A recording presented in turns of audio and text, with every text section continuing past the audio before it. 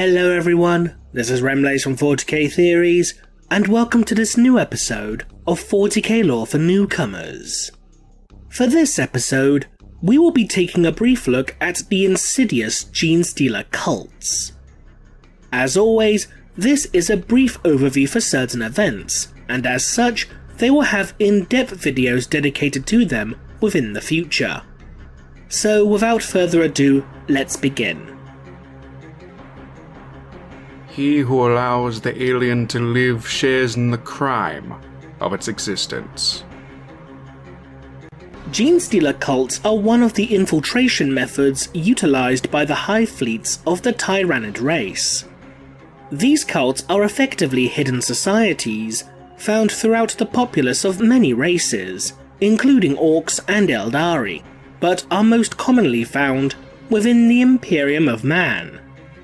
They are comprised of hybrid monstrosities as well as those under the psychic sway of the Brood, all in service to a Genestealer Patriarch, the sire of the cult.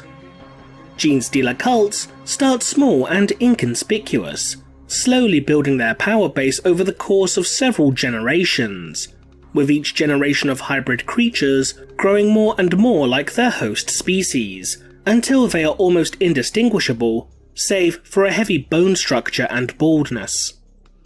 It is these more inconspicuous hybrids that act like wolves in sheep's clothing, seeking to gain power and influence as well as access to a planet's vital branches of infrastructure for the good of the cult. The cult will continue to grow like a cancer, expanding in size, power, and influence. Once the cult is ready, they will begin their bloody and violent revolution in order to achieve conquest of their world, often with such rapidity that the world is subjugated for the glory of the cult's broodfather before any retribution can be enacted upon them.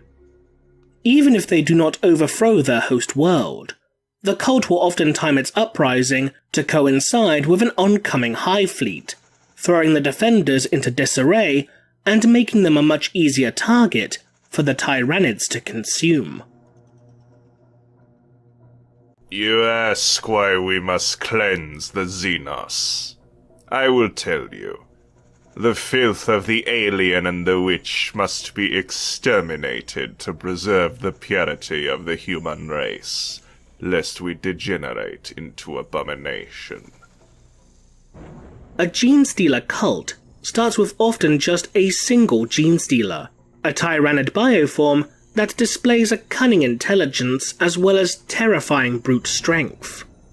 By either making their way onto an unsuspecting planet via mycetic spores, or through a chance encounter with scavengers and explorers upon drifting space hulks, a Genestealer will begin their infiltration process within society.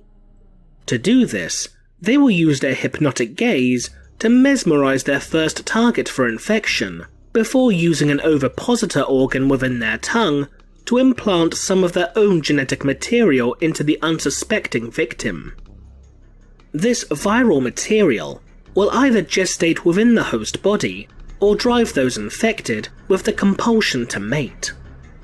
Either way, those infected with this alien DNA will eventually sire a hybrid offspring, which appears more Genestealer than host species.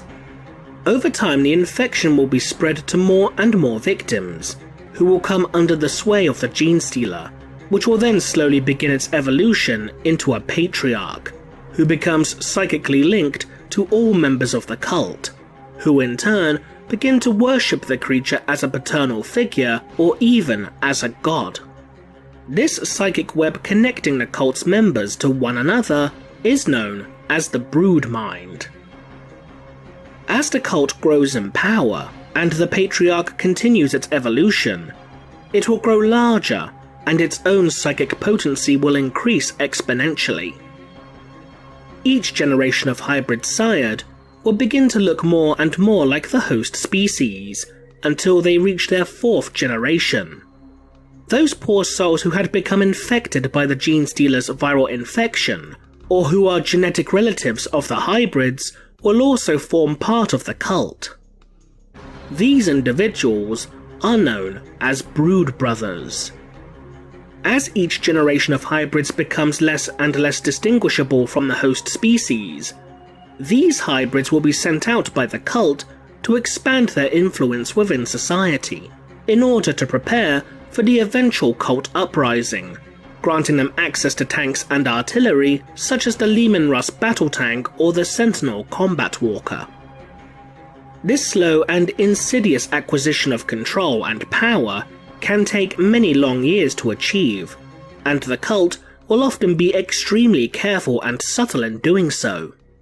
However, if discovered, then the cult will violently reveal itself. This can also occur if the world the cult is located upon is threatened by another force entirely, such as the invasion of an Orc war, or rival cults attempting to claim power and control for their own nefarious purposes. If you can confront the Xenos, look upon the Xenos, even think upon the Xenos without revulsion, then you are as damned as they. As the cult grows in size, power, and influence, the members of the cult, both host species and hybrid alike, will flock together and interbreed, producing more and more hybrid offspring. First-generation hybrids, Genestealer acolytes, will look very much like pure-strain Genestealers, boasting 3 or 4 arms as well as a bestial appearance. Second-generation hybrids will almost always sport 3 arms, 2 ending in hands and 1 ending with the signature claws of a pure-strain Genestealer. While they still have rather bulbous heads, their facial features will begin to soften as they begin to take on an appearance more evocative of their host species. Third-generation hybrids, known as neophytes, will sport either 2 or 3 arms, and appear even closer to their host than previous generations, although appear to stand in a perpetual crouch. Fourth-generation hybrids are almost identical to their host species, but universally bald and featuring a much heavier bone structure, as well as sometimes having a slight purple tinge to their skin.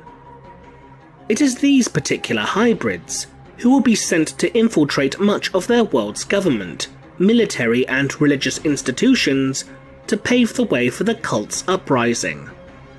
Any offspring produced by this generation of hybrids will produce more pure-strain Genestealers, who will become worshipped by the cult for being so close in form to their beloved patriarch. In addition to these, there are several special types of hybrid that can appear within a cult's ranks. The Genestealer Magus is a 4th-generation hybrid that is also an extremely powerful psyker. It is the Magus who will often become the public face of the cult, due to its intelligence, charisma, and psychic potency. His authority within the cult is second only to the Patriarch itself, and subconsciously they can psychically spawn another type of creature known as a Genestealer Familiar.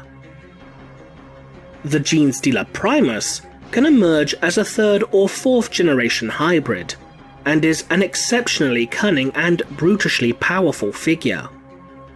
The Primus will often appear only in times of war, effectively becoming the cult's general. Before the time for revolution arrives, the Primus will often hide away, or seek to spread the cult's influence to nearby worlds. Metamorphs are a unique type of hybrid that generally only appears when a Tyrannid Hive fleet draws close to the cult's world.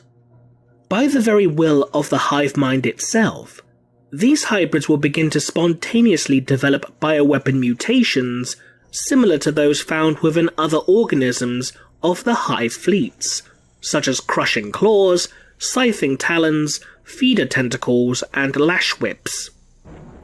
These particular hybrids will be worshipped as saints or angels by other members of the cult. Finally, there are creatures known as aberrants. These hybrids are hulking brutes with little intelligence but immense physical strength. It's unknown as to how exactly such creatures are spawned, as theories have ranged from implantation interruption or breeding when the warp is unusually tumultuous, somehow corrupting the hybridization process. Whatever the cause for their existence, they are compelled to defend the brood at all costs, and when the cult goes to war, they will be unleashed, acting as living battering rams, destroying all within their path. These monstrosities will sometimes even be led by creatures known as abominants, which are even larger and stronger than other aberrants, having been given genetic material from the Patriarch itself. Once the cult begins its uprising, those elements of the cult within the world's military will render almost any attempt at resisting the brood as being a nigh impossible task. Tanks and artillery from the planetary defense forces, along with scavenged and repurposed civilian vehicles and equipment, will be used to inflict maximum damage and confusion in a frighteningly short time frame, as the Brood Brothers, hybrids and pure strain Genestealers begin to slaughter all within their path in order to claim the world for the glory of their broodfather. Yet this revolution instigated by the cult also has a darker purpose.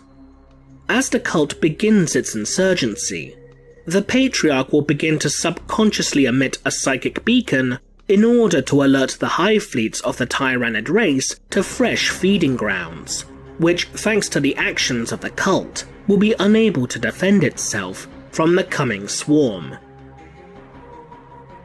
And that concludes this edition of 40k Lore for Newcomers. If you liked this video, consider supporting us on Patreon for more content. To those who are new to 40k, we hope you learned something. So leave a comment below, and thanks for watching.